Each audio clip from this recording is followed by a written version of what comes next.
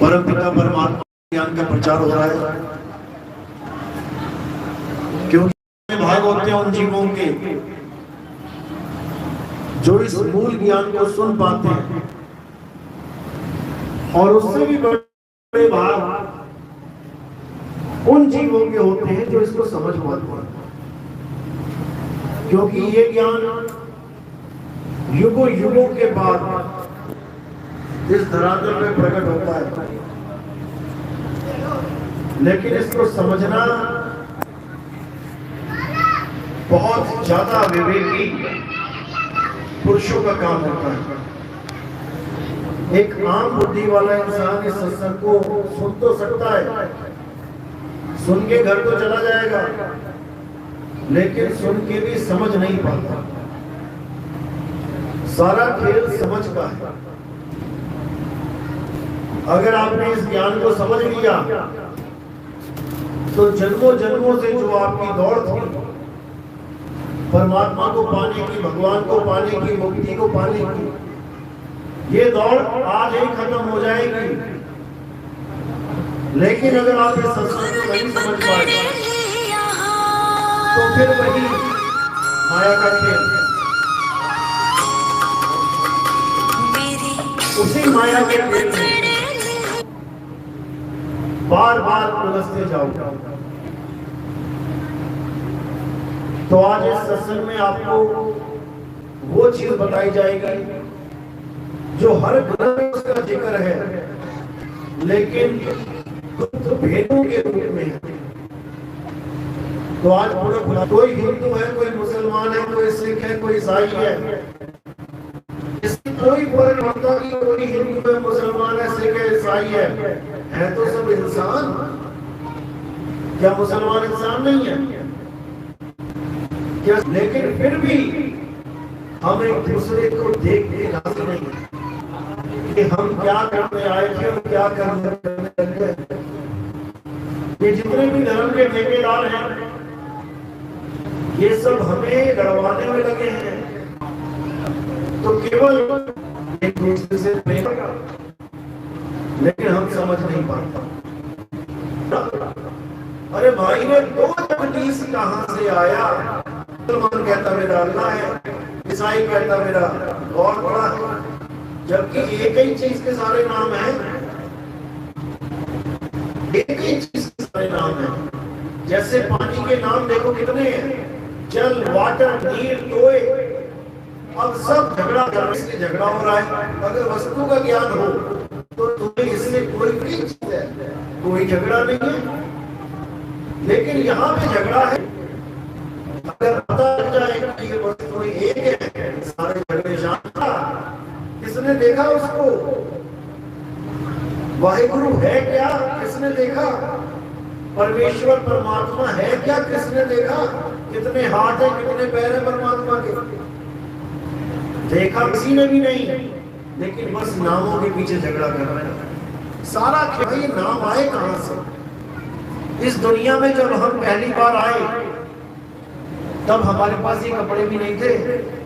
जब हम पहली बार आए, यानी इंसान पहली बार दुनिया में आया, तो कैसा आया? आदि मानव के रूप में।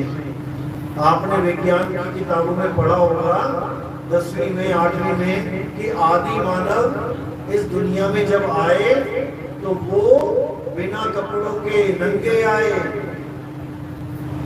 ना उनके पास रसोइयां थी खाना बनाने के लिए। क्या खाते थे? फल फूल, कंदमूल, या किसी जानवर को मार के खा लेते थे। तब कौन मंदिर जाता था? तब कौन मस्जिद जाता था? तब कौन गिरजा घर जाता था? तब भगवान कहाँ था? तब भगवानों के नाम कहाँ थे? एक भी नाम नहीं था। ना राम था, ना कबीर था, ना अल्लाह वाहिगुरु गॉड था। केवल उसे एक ही चीज पता थी कि मैं पेट कैसे भरूं, या कोई जानवर आ गया सामने तो मैं उससे बचूं कैसे, शेर से बचूं कैसे। बस उसको एक ही चीज थी, बचो और खाओ, मारो जानवरों को खाओ।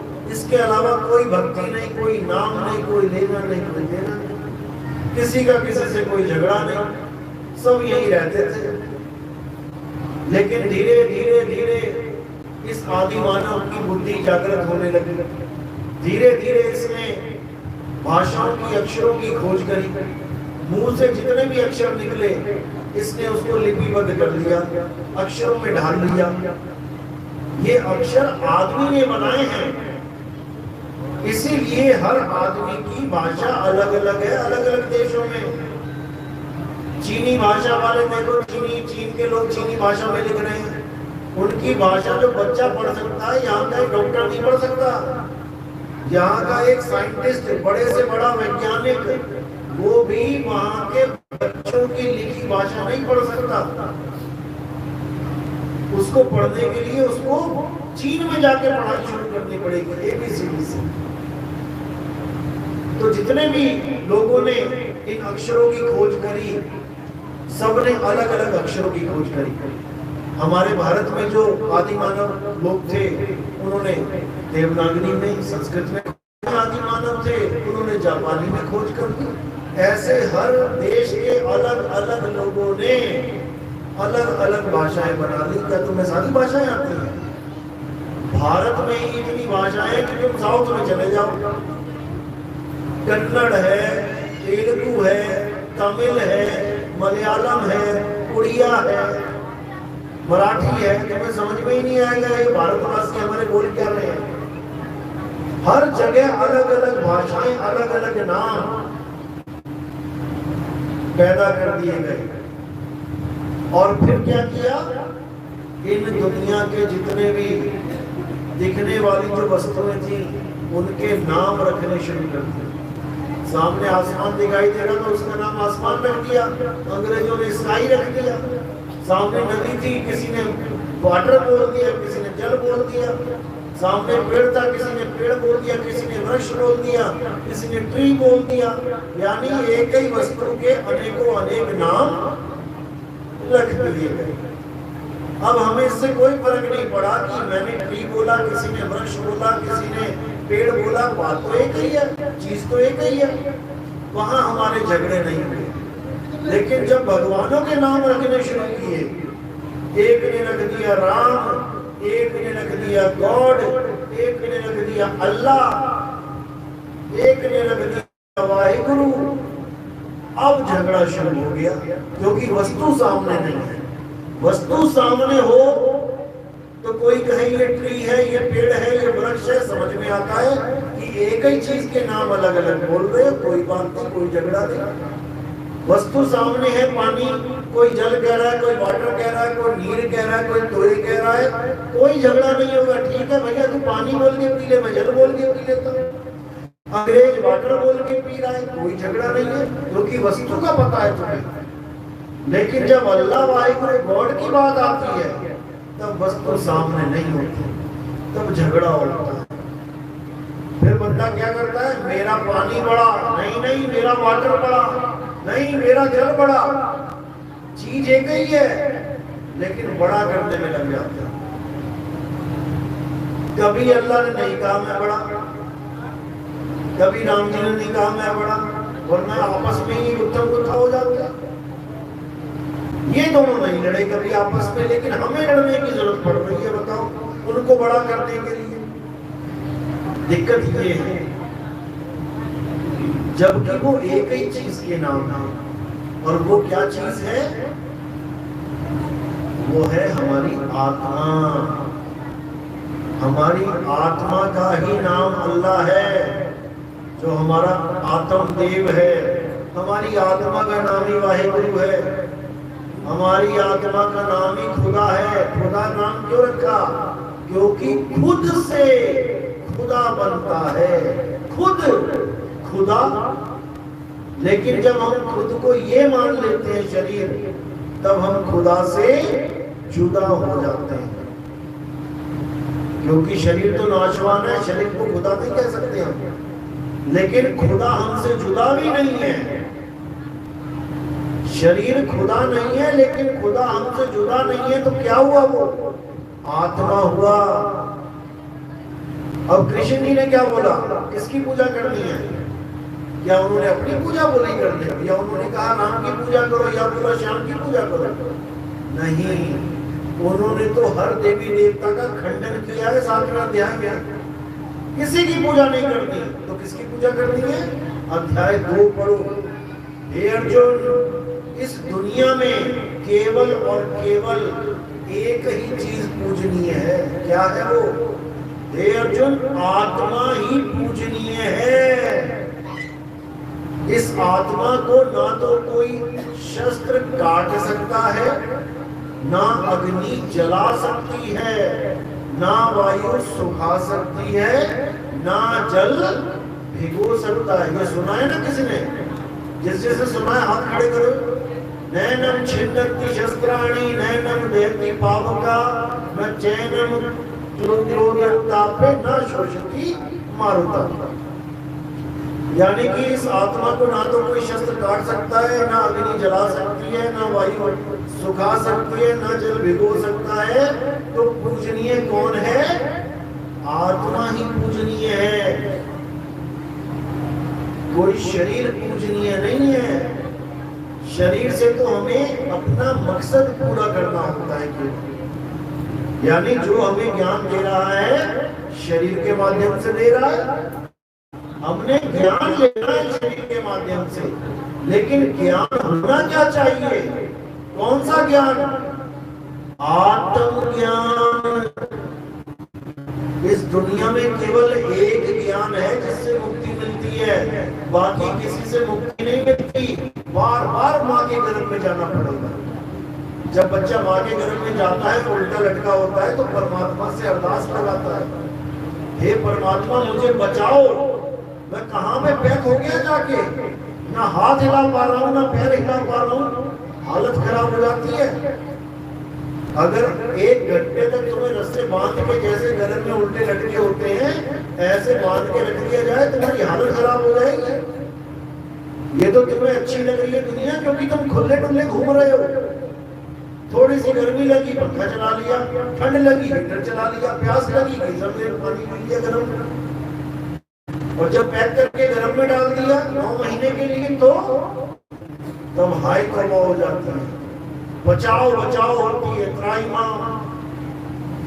तब ये जीव क्या कहता है, हे परमात्मा एक बार बाहर, उसके बाद तेरी भक्ति करूंगा, दोबारा इस रास्ते तो कभी नहीं आऊंगा।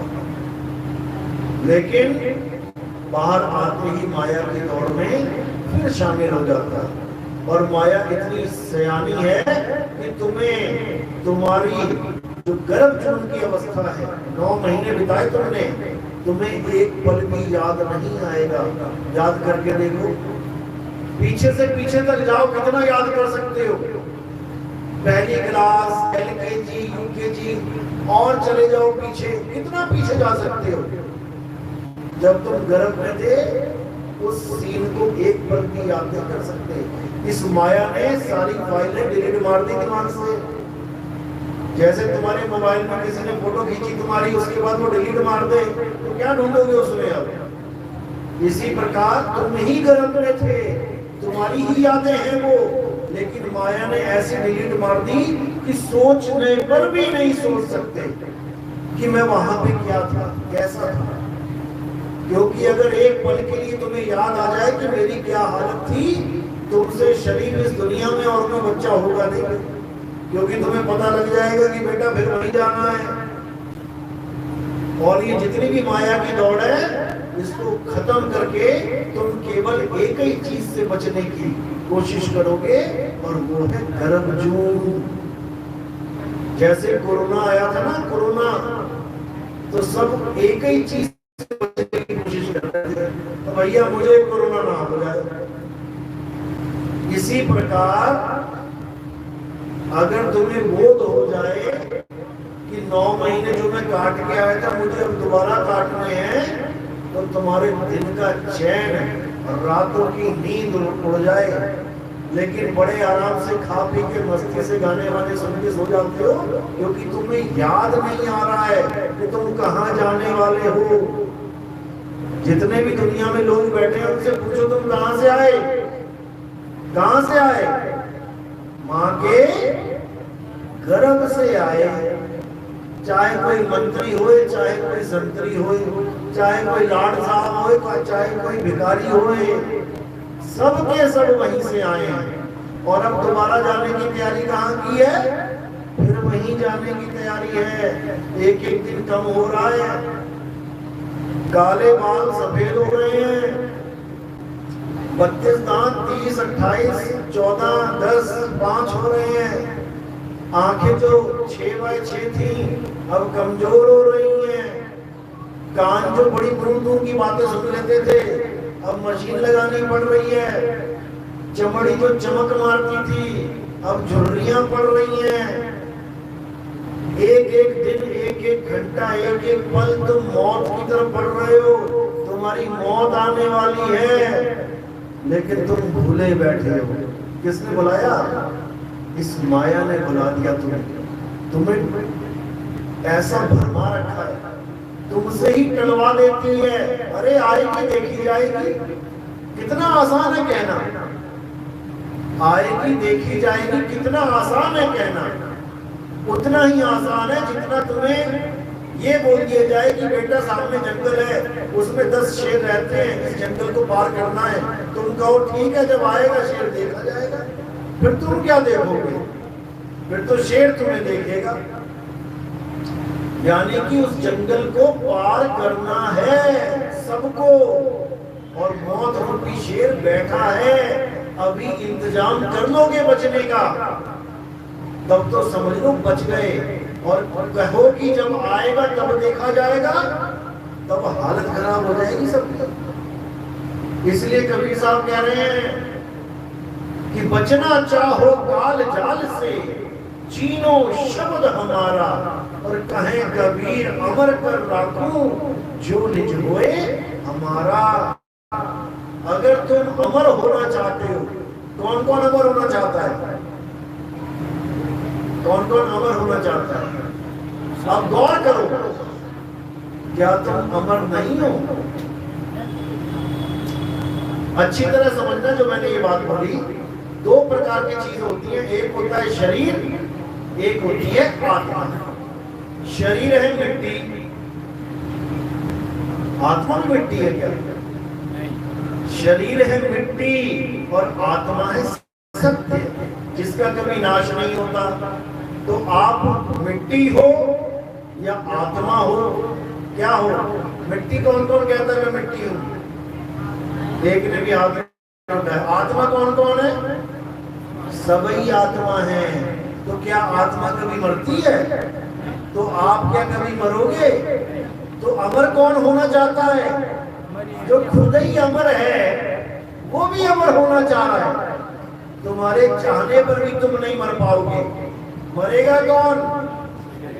मिट्टी, शरीर। शरीर मरेगा, तुम नहीं मरोगे। हम ना मरिब, मरिब संसारा। संसारा क्या होता है? ये है संसारा, ये काया ही संसार है। इस संसार को आत्मा चला रही है। इसी संसार से, इसी सृष्टि से अगली सृष्टि पैदा हो जाती है जब तुम्हारी शादी हो जाती है। तो कहते हैं हम ना मरिब, मरिब संसारा। हमको मिला जिया बनहारा। मुझे आत्म ज्ञान मिल गया। अब मैं अपने आप को काया नहीं मानता कि मैं शरीर हूं। शरीर क्या है? शरीर कपड़े हैं। हे अर्जुन, तू और मैं ये शरीर नहीं है। शरीर तो इस आत्मा के कपड़े हैं। शरीरों के मारे जाने पर भी आत्मा कभी नहीं मरता। ऐसा कोई समय नहीं था जब तू, मैं या ये राजा महाराजा नहीं थे, और ऐसा कोई समय नहीं आएगा जब तू, मैं या ये राजा महाराजा नहीं होंगे। यानी हम सदा सदा अजर अमर अविनाशी हैं। लेकिन हमें एक रॉन्ग मैसेज डाल दिया गया दिमाग में। एक गलत मैसेज आ गया हमारे दिमाग में कि बेटा एक दिन तो तुझे मरना है। बस यही जो गलत मैसेज हमारे दिमाग में चला गया, इसी एक बीज ने हमें, हमारे सामने एक पेड़ पैदा कर दिया डर का। कि मुझे मरना है, मुझे मरना है, सबको मरना है। अरे कोई नहीं मरेगा, एक भी जीव नहीं मर सकता। करेगा क्या? केवल शरीर को छोड़ेगा। किसी को मरना मरना कर रखा है, सबने लगा रखा है। जैसे कूलर चल रहा है, दो चीजें हैं यहाँ पे, एक जो दिखाई दे रहा है, एक जो नहीं दिखाई दे रहा है। दिखाई क्या दे रहा है? कूलर का शरीर दिखाई दे रहा है, लेकिन क्या उसके बिना चल सकता है जो नहीं दिखाई दे रहा है? नहीं, क्या दिखाई दे रहा है? करंट। करंट नहीं दिखाई दे रहा है, लेकिन जो नहीं दिखाई दे रहा है उसी की वजह से दिखाई देने वाला चल रहा है। अब यहां लगा लो, क्या दिखाई दे रहा है? शरीर। क्या नहीं दिखाई दे रहा? आत्मा। लेकिन जो नहीं दिखाई दे रहा है उसी की वजह से ये दिखाई देने वाला शरीर चल रहा है। जैसे ही आत्मा अलग हो गई, अब ये क्या करेगा? चलता हुआ शरीर रुक जाएगा। तब तुम क्या कहोगे? अरे मेरे पिताजी मर गए, मेरी अम्मा मर गई, मेरा भाई मर गया। तुम्हारा भाई शरीर था या आत्मा? आत्मा। तो तुम्हारा भाई तो शरीर को छोड़ के चला गया, शरीर को छोड़ के चला गया। जो चला गया वो था तुम्हारा भाई, और जो पड़ा रह गया वो था तुम्हारे भाई का शरीर। इसीलिए कहते हैं मेरी माँ मुझे छोड़ के चली गई। चली कहाँ गई? ये पड़ी तो है, ये पड़ी तो है, लेकिन नहीं नहीं, ये केवल मिट्टी पड़ी हुई है। जो इसको चला रही थी वो छोड़ के चली गई। कहाँ चली गई? कहाँ चली गई? माँ के गर्भ में दोबारा शरीर धारण करने चली गई। ऐसे ही ये आत्मा, जीवात्मा जन्मों जन्मों तक शरीर धारण कर करके बेचारी इस दुनिया में आती है, खेलती है, खाती है, फिर एक दिन मर के फिर गर्भ में चली जाती है। ऐसे ही भटकते भटकते भटकते जन्मों जन्म बीत जाते हैं, लेकिन इसको ठिकाना नहीं मिलता। बार बार माँ के गर्भ में जाती है और बार बार इंसान छोड़ा नहीं मिलता। कई जन्म भय कीट पतंगा, कई जन्म गजमीन कुरंगा। पता नहीं कितने जन्म मेंढक के, सांप के, बिच्छुओं के, हाथी, घोड़ा, चीता, हिरण, पता नहीं क्या क्या बनते रहे, कहाँ कहाँ भटकते रहे, कहाँ कहाँ पैदा हुए। शेरों ने नोच नोच के खाया, जिंदा ही 4 शेरों ने मिलकर चिथड़े उड़ा दिए। हाय हाय करते रहे, लेकिन कोई ना आया बचाने। अब जाके इंसानी चोला मिला है, अब जाके थोड़ी सेफ्टी मिली है। ताला लगा के, कुंडी लगा के घर में सोते हैं, बढ़िया सोते हैं बेफिक्र होके। लेकिन जब हिरण बने हुए थे तब ताला कहाँ लगाए? जंगल में खड़े खड़े सोना पड़ेगा, पीछे से शेर आएगा, सोते सोते भागना पड़ेगा, नहीं तो जाओ उसके मुंह में। अभी प्यास लगती है, 2-2 हजार लीटर की टंकियां घर पे रखी हुई हैं, नीचे से टूटी ऑन करी, गिलास भरा, चल अंदर गटक गए। और जब हिरन बन जाओगे तब बार बार तालाब के पास जाना पड़ेगा पानी पीने के लिए। और तालाब में कौन छुपा बैठा है? मगरमच्छ। एक गिलास पानी के लिए तुम्हें मगरमच्छ से बार बार सामना करना पड़ेगा। एक घूंट पानी पीता है हिरन, इतने में वो एकदम आता झपट्टा मारने को, बच गया तो बच गया, नहीं तो गया पानी। ये एक घूंट पानी की कीमत देनी पड़ेगी जब 1,84 में चले जाओगे। अभी तो मौजे लगा रखी है इस माया ने, मौजे लगा रखी हैं। गर्मी लगी पंखा चला लिया, ठंड लगी हीटर चला ली, प्यास लगी आरओ वाटर पी लिया। लेकिन एक बार ये चूल्हा छूट गया, उसके बाद हालत खराब हो जाएगी। फिर तुम्हें कोई पूछने वाला नहीं होगा, फिर तुम्हारी वीडियो बनाने वाले बहुत होंगे। किसी शेर ने हिरण को पकड़ लिया, लोग वीडियो बनाते हैं, हिरण को छुड़ाते नहीं है, याद रखना इस बात को।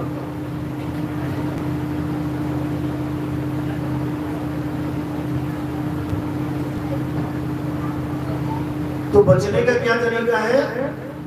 आत्मज्ञान। हे अर्जुन, जो लोग शरीरों की पूजा करते हैं उन्हें बार बार शरीर धारण करना पड़ता है। जो पीपल की पूजा करते हैं उन्हें बार बार पीपल का जन्म लेना पड़ता है। जो तुलसी की पूजा करते हैं उन्हें बार बार तुलसी का जन्म लेना पड़ता है। जो सांपों की पूजा करते हैं उन्हें बार बार सर्प झुंड में जाना पड़ता है। जो भूतों की पूजा करते हैं उनको भूतों के लोक में जन्म लेना पड़ता है। जो पितरों की पूजा करते हैं उन बेचारों को पितरों के बीच में जन्म लेना पड़ता है। जो देवताओं की पूजा करते हैं उन्हें देवताओं के बीच में जन्म लेना पड़ता है। हे अर्जुन, ये सब लोग मिथ्या ही जन्म बर्बाद कर लेते हैं, ये चाहकर भी उस परम अवस्था को प्राप्त नहीं कर सकते। इनकी मुक्ति कभी नहीं हो सकती। ये ऐसे भटकेंगे यहाँ पर लख 84 में। तो करना क्या है? हे अर्जुन, जो पुरुष अपनी आत्मा में संतुष्ट हो जाते हैं, अध्याय 17वां श्लोक, जो अपनी आत्मा में संतुष्ट हो जाते हैं, जो अपनी आत्मा में रमण करते हैं, जो अपनी आत्मा की साधना करते हैं, हे अर्जुन, उनके ऊपर कोई भी धार्मिक कर्म कर्तव्य लागू नहीं होता। यानी उन्हें किसी मंदिर जाने की जरूरत नहीं, उन्हें किसी देवी देवता को पूजने की जरूरत नहीं, उन्हें किसी मस्जिद में, गुरुद्वारे में कहीं जाने की जरूरत नहीं। उनका परमात्मा उनकी आत्मा में छुपा होता है और वो अपने परमात्मा को अपनी आत्मा में ढूंढ लेते हैं। जिस वस्तु के लिए सारी दुनिया परेशान है वो उसको उसकी आत्मा में मिलती है। इसी को कबीर साहब ने बोला, ज्यों तिल माही तेल है और ज्यों चकमक में आग, तेरा साईं तुझ में है, जाग सके तो जाग। मेरा साईं मुझ में है, तुम्हारा साईं तुम में है, लेकिन तुम्हें पता लगना चाहिए वो है कहाँ। कहाँ है मेरा साईं? मेरी आत्मा में उस परमात्मा का वास है। इसी को बोला, जब लगना चीनोगे आत्म तब लगना मिली है परमात्म। आत्म चीने परमात्म चीने, संत कहावे सोए और यह भेद काया से न्यारा, बूझे बिरला कोई। इस शरीर से न्यारा खेल है। इस शरीर के अंदर परमात्मा नहीं है। अगर शरीर के अंदर परमात्मा होता तो इस शरीर से कभी कोई गलत काम होता ही ना, क्योंकि जब परमात्मा ही बैठ गया अंदर तो शरीर की क्या हिम्मत है कि गलत काम करके दिखाए। ये इसमें परमात्मा नहीं है। तो इसमें कौन है? इस शरीर में तीन चीजें हैं। एक है मन, एक है माया, एक है जीव, जीवात्मा। हर शरीर में एक जीवात्मा बैठी है जो इस शरीर को चला रही है और जितने भी उल्टे काम करवा रही है इस जीवात्मा से, वो कौन है? वो है मन और माया। ये मिलके इस जीवात्मा से सारे उल्टे काम करवा रहे हैं और जीव बेचारा बिना सोचे समझे इसके चक्कर में पड़ा हुआ है। ये जितनी घूसखोरी है, ये जितने अत्याचार है, ये जितना अन्याय है, ये जितने भी धोखाधड़ी है, कौन करवा रहा है? सबको पता है कि कुछ लेके नहीं जाना यहाँ से, फिर भी 1 लाख रुपए घूस मांग रहे हैं और वो घूस पड़ी हुई बैंक में पड़ी रह जाएगी सारी उम्र, खा भी नहीं पाएंगे, इतना पैसा इकट्ठा कर दिया, लेकिन फिर भी ये उल्टे काम नहीं छोड़ रहे। किसके कहने पे? मन के कहने पे। ये मन ही गलत काम करवाता है और लास्ट में मन ही तुम्हें गुनहगार बना देता है। तूने किया, तूने किया, तूने किया, और तुम भी कहते हो हाँ भैया मैंने किया। तो चल भुगत। तो कहते जब लग जानू मैं हूं करता, तब लग गर्भ जून में फिरता। बार बार मां के गर्भ में जाने के लिए तैयार रहो। अगर आत्मज्ञान प्राप्त नहीं किया तो, अगर आत्मज्ञान मिल गया तो तुम्हें कोई चाह के भी नहीं डाल पाएगा गर्भ जून में, क्योंकि फिर तुमने इस शरीर को छोड़ना है और अपनी आत्मा में स्थित हो जाना है। हे अर्जुन, जो अपनी आत्मा को जानना चाहते हैं वो ऐसे गुरु की शरण में जाएं जो आत्मज्ञानी हो, जिसने अपनी आत्मा को जान लिया है। वही तुम्हें तुम्हारी आत्मा का ज्ञान करा सकते हैं, अन्यथा ये जन्म ऐसे ही मिथ्या चला जाएगा। एक बार आत्मा का ज्ञान हो जाने पर, अध्याय 4 35वां श्लोक, एक बार आत्मा का ज्ञान हो जाने पर तुम्हें इस दुनिया में कोई प्रकट नहीं कर पाएगा। क्यों नहीं कर पाएगा? क्योंकि तुम्हें पता लग गया कि मैं शरीर नहीं हूं, मैं आत्मा हूं, मैं अजर अमर हूं। अब मैंने क्या करना है? मैंने मरना नहीं है, अब मैंने शरीर को सही तरीके से छोड़ना है। बस इतना सा काम है। शरीर को कैसे छोड़ना है ये भेद तुम्हें गुरु बताता है, और तुम उस भेद के अनुसार इस शरीर को छोड़ने की तैयारी में लग जाते हो। इसी को बोला है कि मरता मरता जग हुआ, मरना जाने ना कोई, और ऐसी मरनी जो मरे बहुर न मरना हो। सारी दुनिया कह रही है मौत आएगी, देखी जाएगी, आएगी, और जब आती है तो क्या कहते हैं? अरे मुझे डॉक्टर के पास ले जाओ, अरे मुझे ठीक करवा दो। फिर क्यों हालत खराब होती है? फिर क्यों डॉक्टरों के पास भागता है? अगर मौत से डरता नहीं है तो सबकी हालत खराब हो जाती है। कोई बोलता उस मंदिर में जाके मन्नत मांग ले, भागा जाता है। कोई कहता वहां झाड़ा लगवा ले, झाड़ा लगवाने को भागा जाता है। जब हालत खराब हो जाती है, लेकिन बचता फिर भी नहीं है कि पता लगा मंदिर में जाके ठीक हो जाऊं, बच जाऊं हमेशा के लिए। अरे एक बार ठीक हो गया, 2 बार ठीक हो गया, लेकिन फिर भी मरना पड़ेगा। तो इसीलिए बोला हम ना मरे मरे संसारा। अब मैं नहीं मरूंगा। क्यों? अब मुझे ऐसा गुरु मिल गया जो मुझे मरने का तरीका बता दे।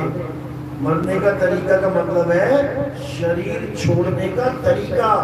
जब मृत्यु आती है तो तुम ये शरीर कैसे छोड़ते हो?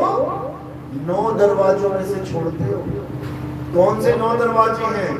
जैसे इस घर को अभी तुम घर में घुस गए हो, जब इस घर को छोड़ोगे तो कहां से निकलोगे? जहां से आए हो वहीं से निकलोगे।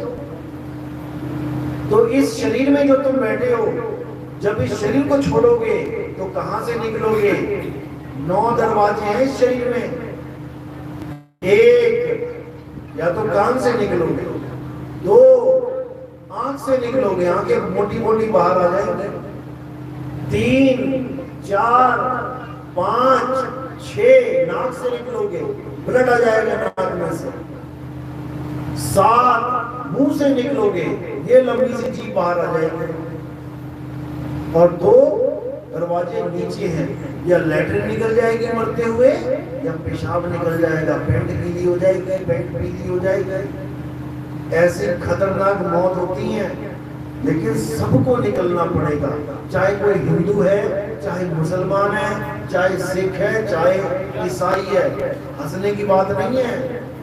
हॉस्पिटलों में जाके देखो कैसे जीव छोड़ता है शरीर को, तुम्हारी हालत खराब हो जाएगी। तुम्हारे सामने जब मौत नाचेगी तब तुम्हें पता लगेगा कि इस दुनिया में मजे करने नहीं आए भाई, इस दुनिया में मौत का इंतजाम करने आए हैं इंसानी चोले में। बाकी चोलों में आप मौत से नहीं बच सकते। इस इंसानी चोले में तुम सही तरीके से इस शरीर को छोड़ के अपनी आत्मा में रमण कर सकते हो, अपनी आत्मा में स्थित हो सकते हो, अपनी आत्मा में लीन हो सकते हो। तो आत्मा अमर है और तुम भी अमर हो जाओगे, क्योंकि तुम ही आत्मा हो। लेकिन अज्ञानतावश अपने आप को आदमी, अपने आप को औरत मान के बैठे हो। याद रखो, तुम्हें मनुष्य चोला मिला है, मनुष्य चोला। चोला क्या होता है? क्या होता है चोला? कपड़े। कहते बाबा जी का चोला देखो कितना लंबा चोला पहन रखा है। चोला है कपड़े, ये शरीर है कपड़े। कपड़े कितने प्रकार के होते हैं? टेलर होते हैं, tailor, Gopal tailor, Shabnam tailor. क्या लिखा होता है वहां पे? Ladies and gents. यही दो प्रकार के कपड़े हैं। तो यहाँ पर कितने प्रकार के कपड़े बैठे हैं? दो प्रकार के, लेडीज एंड जेंट्स। अब ये जो कपड़े हैं हमारे दो प्रकार के, जैसे कोई पैजामा नहीं लिया, पजामा, तो दुकानदार कहता हाँ भाई लेडीज पजामे दिखाऊं कि जेंट्स पजामा दिखाऊं? कोई कुर्ता लेने जाए तो पूछते हैं हाँ लेडीज कुर्ती चाहिए या जेंट्स का कुर्ता चाहिए। यहाँ तक कि तुम चश्मा लेने जाते हो तब भी पूछा जाता है लेडीज चश्मा चाहिए या जेंट्स चश्मा चाहिए। तो ये चीजें हमें कहाँ मिलती हैं? मार्केट में। मैंने लेडीज कपड़े पहन लिए या मैंने जेंट्स कपड़े पहन लिए, तो इसका मतलब ये तो नहीं कि मैं लेडीज या जेंट्स बन गया, वो तो कपड़े हैं। तो ये कपड़े कहाँ मिले?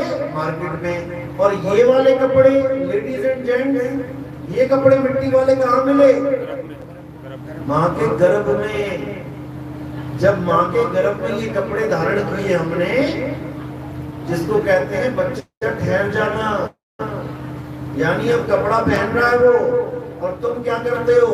तुम अल्ट्रासाउंड करवाते हो, लड़का है कि लड़की। तो मशीन देखती है, क्या देखती है? कपड़ा देखती है। कौन सा कपड़ा बनाया जा रहा है इस गर्भ में? लड़के का कपड़ा या लड़की का कपड़ा? और जब डॉक्टर कहता है कि लड़का है, तो तुम्हारी खुशी का कोई ठिकाना नहीं होता कि लड़का है। और जब कहते हैं लड़की है, अरे ऑपरेशन करवा दो इसका, मरवा दो इसका। अब लड़का और लड़की क्या है? कपड़ा है। और कपड़ा पहना है जिसने, वो दोनों अलग अलग है कि एक है? एक है। वो दोनों एक हैं। इस करंट ने चाहे कूलर चलवा लो, इस करंट से चाहे एसी चलवा लो, इस करंट से चाहे बल्ब जलवा लो, हीटर चलवा लो, प्रेस चलवा लो, गीजर चलवा लो। करंट कितने हैं? एक है। और चला कितनों को रहा है ये? जितने मर्जी चलवा लो, इससे बड़ी बड़ी मशीनें चलवा लो। इसी प्रकार जीव एक है, लेकिन इतने सारे शरीरों को चला रहा है। चींटी से लेके बेल मछली तक यही जीव चला रहा है। सारे कपड़ों को चला रहा है। सांप के कपड़े को पेट की तरह पेट के बल दौड़ा रहा है। पंछियों के कपड़ों को पंखों से उड़वा रहा है। मछली के कपड़ों को पानी में चलवा रहा है। हर प्रकार के कपड़ों को ये जीवात्मा चला रहा है। लेकिन ये सारी उम्र ये नहीं पता कर पाता कि मैं जीवात्मा हूं या कपड़े हूं।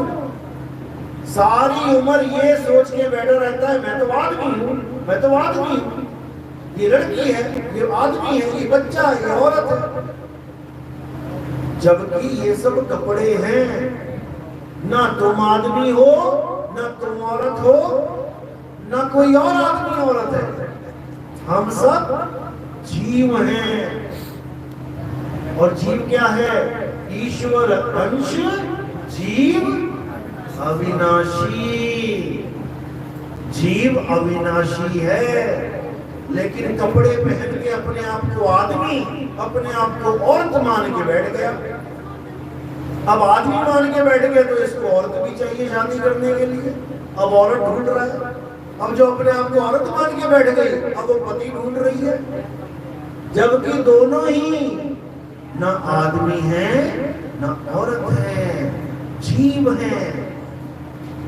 तो कितने आदमी है यहाँ पे? हाथ खड़े करो। आदमी कौन कौन है? आदमी एक आदमी, दो आदमी, तीन आदमी। औरतें कितनी हैं? हाथ खड़े करो। एक औरत, दो औरत। इतना समझा लिया आप, लेकिन फिर वही के वही। अरे भाई, आदमी औरत कपड़े हैं, शरीर है। आप जीव हो। जीव आत्मा आदमी औरत नहीं हो। जब तक ये चीज समझ में नहीं आई, जब तक तुम्हारी मुक्ति होने वाली नहीं है। क्योंकि मुक्ति का मतलब होता है हर प्रकार के अज्ञान को त्याग के अपने सत्य स्वरूप में स्थित हो जाना, इसी को मुक्ति कहते हैं। तो अब बता दो फिर कितने हैं आदमी औरत? कोई नहीं है। अब समझ में आई बात। तो जब हम आदमी और औरत नहीं है तो राम जी आदमी है औरत? आत्मा है। तो कृष्ण जी आदमी है औरत? आत्मा है। हम सब आत्मा हैं। हे अर्जुन, तू और मैं ये शरीर नहीं है। क्योंकि अगर तुम कहो कि विष्णु जी या कृष्ण जी केवल आदमी हैं, क्योंकि अभी कोई कहे कि भगवान कैसे हैं, अभी पत्थर की मूर्त बना दोगे। किसकी बनाई? आदमी की। लेकिन विष्णु जी तो कछुआ भी थे। विष्णु जी ने तो मछली का भी अवतार लिया था। मछली का अवतार लिया था ना, कछुए का अवतार लिया ना, जंगली सुअर का लिया था ना। तो विष्णु जी का नाम लेते ही तुम्हारी आंखों के आगे कोई मछली, कछुआ, जंगली सुअर क्यों नहीं आ जाता? केवल आदमी ही क्यों आ जाता है? जबकि आदमी भी एक चोला है और मछली, कछुआ, जंगली सुअर भी एक चोला है। लेकिन तुम्हें वो चोले लगते हैं बेकार, और तुम इस चोले में हो, इसलिए तुम्हें अच्छा लगता है मनुष्य चोला। तो विष्णु जी, कृष्ण जी, राम जी के मंदिर बनाते हो तो आदमी खड़ा कर देते हो वहां पे, आदमी का चोला। वहां पे मछली बनाओ और कहो कि इस मछली की पूजा करते हैं सबने, तब समझ में आए। लेकिन नहीं समझ में आता, क्योंकि हम हैं अज्ञानी जीव। हम शरीरों से ऊपर उठ ही नहीं पाते।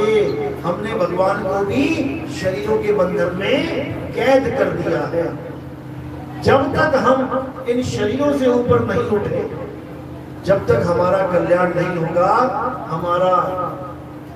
हमारी मुक्ति नहीं होगी।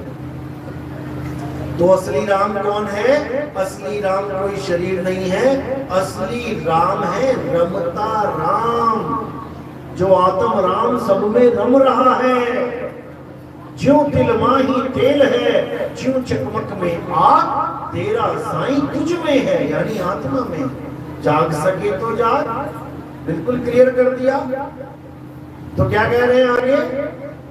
कस्तूरी कुंडल बसे और मृग ढूंढे बनमाही, ऐसे रमता राम है ये दुनिया जाने नहीं। सब में राम समारा है, सब में। लेकिन कौन सा राम है वो? अविनाशी राम। जो अयोध्या वाले राम थे, अपनी लीला पूरी करने के बाद उनके शरीर का क्या हुआ था किसको पता है? क्या हुआ था शरीर का? जल समाधि ली, यानी जल के द्वारा शरीर का नाश हो जाना। कृष्ण जी ने जब लीला खत्म करी तो क्या हुआ उनके शरीर का? अंत कैसे हुआ? तीर लग के। तो कृष्ण जी समझाते रहे कि भाई पूजा उसकी करनी है जिसको तीर नहीं लग सकता, शस्त्र काट नहीं सकता। और हम किसकी पूजा करते रहे? जिसके तीर लग गया। यहीं पे हम गीता से बिल्कुल उलट हो गए। गीता कहती है पूरब को जाओ, हम पहुंच गए पश्चिम में। बस यही दिक्कत है। अब हमने क्या करना है? अब हमने समझ जाना है कि शरीरों की पूजा नहीं करनी है, पूजा होनी चाहिए आत्मा की। गुरु ग्रंथ साहिब में नानक साहब क्या कह रहे हैं? आत्मदेव पूजिए गुरु के पाए सुनाए। कि अगर इस दुनिया में कुछ पूजनीय है वो केवल और केवल आत्मा है, उसके अलावा सब झूठ है। आत्मा अखंड है, आत्मा अविनाशी है, इसके अलावा सारे शरीर नाशवान हैं। जब राम जी अपनी लीला खत्म करके जाने लगे और हनुमान जी के पास वरदान था कि बेटा की उम्र है। हनुमान जी को उम्र मानते हो? कौन कौन मानता है हनुमान जी को उम्र? हनुमान जी को अमर ही बोला गया है कि सारी दुनिया में, सारे देवताओं में एक हनुमान जी अमर है, जिनकी फोटो आ जाती है बीच बीच में। वो रामायण पढ़ते हुए किसी वानर की फोटो खींच ली, बना दी, बोले ये हनुमान जी है। जब हनुमान जी को बताया कि तुम अमर हो भाई, अब राम जी तो चले जाएंगे सीता के साथ, फिर तुम राम जी को कहाँ ढूंढोगे? तो हनुमान जी ने क्या किया? क्या किया? कौन से मंदिर में गए हनुमान जी कि मैं वहां जाके पूजा करूंगा? उन्होंने क्या किया? अपना सीना फाड़ के दिखा दिया कि मेरे प्रभु राम बैठे हैं मेरे सीने में, मैं कहां जाऊं? कौन से मंदिर में जाऊं मैं पूजा करने? गाते भी हैं आप लोग, मेरे रोम रोम में बसने वाले राम, मैं तुमसे क्या मांगू? अब जो रोम तो यहाँ है ना, अब रोम रोम में बसने वाले को तुम कहाँ जाते हो ढूंढने सुबह सुबह? मंदिर में। जो रोम रोम में बस रहा है उसको ढूंढने जाते हो मंदिर में और जाते हो मैं तुमसे क्या मांगू? और सबसे लंबी लिस्ट तुम्हारी है मांगने वालों की। सब उल्टा चल रहा है, सब उल्टा। अब इसको सीधा कर देना है। सीधा कैसे करेंगे? सबसे पहले गीता पढ़ना शुरू करो। जब तुम गीता पढ़ना शुरू करोगे तब तुम्हें एक एक बात मेरी समझ में आने लग जाएगी। जितनी बातें मैंने अभी तक बोली थी, एक एक बात तुम्हें समझ में आएगी कि हमें क्या पढ़ाया जाना चाहिए था और हमें क्या बुझवा दिया। कृष्ण जी की फोटो देखी है? एक उंगली पे क्या उठा रखा है? पहाड़ उठाया ना, लीला, कृष्ण लीला। कौन से राक्षस के साथ जन्म हुई थी वहां पे? कौन से राक्षस के साथ जन्म हुई थी? किसे पता है? कौन से राक्षस से बचाया था उन्होंने? किससे बचाया था? इंद्रदेव से। अब इंद्रदेव कौन है? राक्षस है कि देवता? देवता है या देवताओं का राजा है? देवताओं का राजा है, उसके साथ तनातनी चल रही है यहाँ पे। तो क्या कृष्ण जी तुम्हें कहेंगे कभी कि तुम देवताओं की शरण में जाओ? जो देवताओं के राजा के साथ तनातनी कर रहा है हमें बचाने के लिए, वो तुम्हें कब कहे कि देवताओं की पूजा करो? गीता 7वां अध्याय पढ़ो। अध्याय 7वां 20, 21, 22, 23, 24, 25 ये 6 श्लोक पढ़ लो। मोबाइल में डाउनलोड कर लो गीता, या वैसे ही बोल दो गीता में अध्याय 7 20वां श्लोक आ जाएगा और पढ़ो उसको क्या लिखा है। जब पढ़ के समझ लोगे ना, फिर सिर पे हाथ रख के बैठ जाओगे कि हमें क्या बताया गया आज तक, क्योंकि हमें गीता से दूर कर दिया गया। अगर अपने जीवन में कुछ बदलाव चाहते हो और सच के साथ जुड़ना चाहते हो तो पहला अध्याय है तुम्हारा गीता। अच्छी तरह घोट के पी जाओ गीता को। जो गीता में लिखा है वो सत्य है, और जो गीता में नहीं लिखा है और वो चीज तुम्हें कोई पढ़ाना चाहता है तो उसको मत मानना। सबसे पहले गीता को अपने जीवन में लेके आओ। जब तुम्हें गीता अच्छी तरह समझ में आ जाए उसके बाद तुमने केवल एक कदम और आगे बढ़ना है। वो कौन सा कदम है? वो सतगुरु कबीर साहब की वाणी।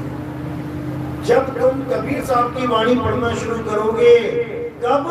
गीता पढ़ने के बाद, फिर तुम्हें एक एक चीज समझ में आने लग जाएगी कि मेरा इंसानी जन्म क्यों हुआ है, मैं यहाँ करने क्या आया था और मैं यहाँ करने क्या लगा। हर चीज समझ में आने लग जाएगी।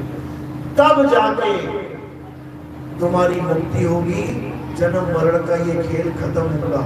नहीं तो आज तुम इस परिवार में बैठे हो, अपनी माँ को माँ कह रहे हो, अपने पिता को पिता कह रहे हो, अपने भाई बहन को भाई बहन मान के बैठे हो। तुम्हें तो इतना भी नहीं पता कि तुम्हारे पिछले जन्मों के लाखों करोड़ों अरबों माँ बाप तुम छोड़ के आ चुके हो।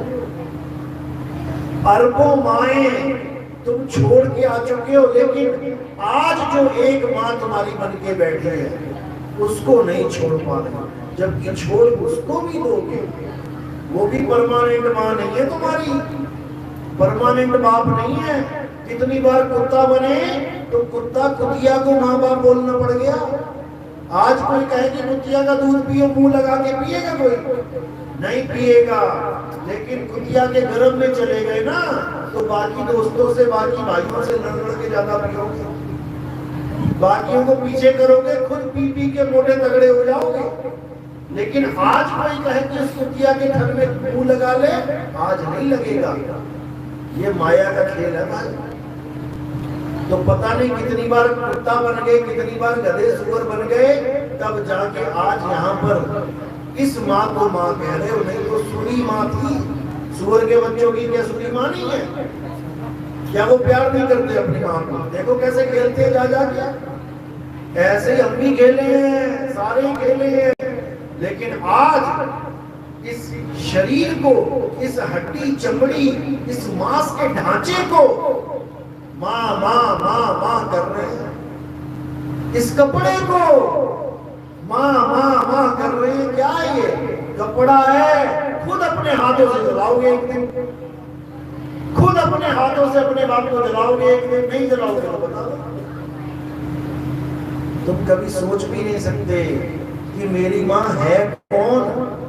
तुम इस चमड़े को देख के माँ माँ माँ कर रहे हो, इस कपड़े को देख के, ये पजामी, ये कुर्ता, इस कुर्ता पजामा को पापा, इस कुर्ता पजामा को मामा। अरे असल में माँ है कौन? जो शरीर को चला रही है। क्या कूलर और करंट एक जैसे हैं? कूलर कैसा है और करंट कैसा है, दोनों अलग हैं। इसी प्रकार माँ और माँ का शरीर, तो जमीन आसमान का अंतर है दोनों में। तुम सारी उम्र अपनी माँ के साथ रहकर भी ये नहीं जान सकते कि मेरी माँ है कौन। तुम केवल उस लाश को पकड़ पकड़ के घूम रहे हो, जो केवल उसकी आत्मा की वजह से जीवित दिखाई दे रही है। ये लाश है, ये लाश, लेकिन चल रही है, इसलिए तुम कह रहे हो नहीं नहीं ये तो जीवित है। जैसे कार जब तक चल रही है तब तक स्टीयरिंग घूम रहा है, टायर घूम रहे हैं, लाइट चल रही है, हॉर्न बज रहा है, पेट्रोल पी रही है, धुआं निकाल रही है, तो लग रहा है कि कार जिंदा है। यही कार है। आंखों से देख रहे हो, कान से सुन रहे हो, मुंह से बोल रहे हो, खाना खा रहे हो, पचा रहे हो, तो लग रहा है जिंदा है। मेरा लड़का जिंदा है, मेरी माँ जिंदा है, मेरा भाई जिंदा है। कब तक? जब तक ड्राइवर बैठा है। ड्राइवर दिल्ली से लेके मुंबई तक गाड़ी चलाए तो खाएगी भी, धुआं निकालेगी भी। और जब मुंबई में जाके वो गाड़ी खड़ी कर देगा, फिर खड़ी गाड़ी में पेट्रोल डालना, निकलेगा धुआं, पेट्रोल उसके मुंह से बाहर आ जाएगा। ऐसे ही तुम्हारे पिताजी को तुमने जितना पेट्रोल डाला वो सारा बचा लिया उन्होंने। किसकी वजह से? ड्राइवर की वजह से। और ड्राइवर निकल गया, अब उसके मुंह में तुम डालो जरा दूध, बचा लेगा क्या? यहीं से बाहर आने लग जाएगा। तो कहने का मतलब कार तब भी जिंदा नहीं थी जब ड्राइवर इसमें नहीं था, और कार तब भी जिंदा नहीं हो जाएगी जब ड्राइवर इसमें बैठ जाएगा। कार तो मुर्दा है, ड्राइवर जिंदा है। चाहे कार में बैठे, चाहे कार को छोड़ दे, ड्राइवर हमेशा जिंदा रहेगा, क्योंकि ड्राइवर ही आत्मा है। तुम्हारी माँ आत्मा है, शरीर नहीं है। तुम्हारे पिताजी आत्मा है, शरीर नहीं है। तुम भी आत्मा हो, शरीर नहीं हो। लेकिन मुझे पता कैसे लगे कि मैं आत्मा हूं? तो आत्मा होती क्या है? जो मैं हूं उसी को मैं समझ नहीं पा रहा।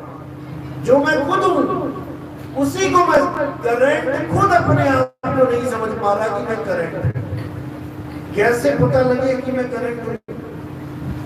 झटके से। जब झटका लगेगा तब होश आएगा, अरे मैं तो करंट हूं, मैं तो अपने आप को कूलर मान बैठा था, मैं तो अपने आप को शरीर मान बैठा था, मैं तो आत्मा हूं। कैसे पता लगेगा मैं आत्मा हूँ, मेरा अस्तित्व क्या है, मेरा स्वरूप क्या है? जब हमें कोई आत्मज्ञानी गुरु विधि बता देगा आत्मा को प्राप्त करने की, तब तुम्हें समझ में आएगा कि मैं क्या हूँ। और जब तुम अपने आप को समझ जाओगे कि अच्छा ये हूं मैं, तब तुम्हें अपनी माँ का भी पता लग जाएगा कि मेरी माँ क्या है। क्योंकि जो तुम हो वही तुम्हारी माँ है, जो तुम हो वही तुम्हारे पिताजी हैं। जब तुम अपने आप को शरीर से अलग समझ लोगे कि मैं क्या हूँ, तो तुम अपने पिता को भी शरीर से अलग समझ लोगे कि मेरे पिताजी क्या है और मैं किसको पिताजी पिताजी करना हूँ। तो आत्म ज्ञान सबसे उच्च ज्ञान है। कबीर साहब कहते हैं आत्म ज्ञान बिना नर भटके, कभी काबा कभी काशी, जल में नीन प्यासी, मोह देख के आवे हंसी। हंसी आती है देख के। जो अमर है वो डॉक्टर के पैरों में गिरा पड़ा है, डॉक्टर साहब मुझे बचा लो, मुझे बचा लो। अरे तू मर ही नहीं सकता कभी, तुझे क्या बचाऊं मैं? और जिसको तू कह रहा है बचा लो, वो ये शरीर है, इसको कोई बचा भी नहीं सकता। मुझे बचा लो का मतलब मेरे शरीर को बचा लो, यही अज्ञान है। शरीर को छोड़ना है, शरीर को बचाना नहीं है। किसी का नहीं बचा आज तक, किसी का नहीं बचा। शंकर जी की बीवी का बचा क्या हुआ था? हवन कुंड में छलांग मार दी, वो भी नाश हो गया। लाद के 6-6 महीने घूमे शंकर जी। सबका नाश होगा, लेकिन अगर गुरु मिल जाए, सतगुरु मिल जाए, तो तुम्हारी ये दुनिया खत्म हो जाती है। फिर तुम्हें आत्मज्ञान समझा दिया जाता है और फिर तुमने मरना नहीं है कभी, फिर तुम अमर हो जाते हो। जैसे हनुमान जी अमर हैं, क्यों? क्योंकि उनको आत्मज्ञान करवाया था। किसने करवाया था? मुनिंद्र ऋषि ने। मुनिंद्र जी ने हनुमान जी को आत्मज्ञान करवाया था, उनको आत्मा का ज्ञान हो गया था। इसीलिए कहते हैं कि हनुमान जी अमर है, क्योंकि जिसको आत्मज्ञान हो गया वो फिर अमरता का वरदान मिल जाता है, वो दोबारा मां के गर्भ में नहीं आता। तो आज का सत्संग यहीं पे समाप्त करते हैं। किस किस के समझ में आया मेरी बात, वो हाथ खड़े करो। जिस जिसकी अच्छी तरह समझ में आ गया, यानी कि जो आत्मा को जान रहा है। अब कौन है जो आत्मा को छोड़ के फिर दोबारा से शरीरों की पूजा करेगा? वो हाथ खड़े करो। जो आत्मा को छोड़ के शरीरों की पूजा करेगा दोबारा से। अब कह रहे हो यहाँ पे, लेकिन कल वहीं खड़े दिखाई दोगे जहां पे जाते हो। तो मर्जी आपकी है, बताने वाले ने बता दिया, समझाने वाले ने समझा दिया। अब आगे आपकी मौज है, क्या करना है क्या नहीं करना है। तो प्रथम दीक्षा के लिए कोई जो हमारे सत्संग पहले सुनते हैं, कोई नाम दीक्षा लेना चाहता है, हाथ खड़ा करें। प्रथम दीक्षा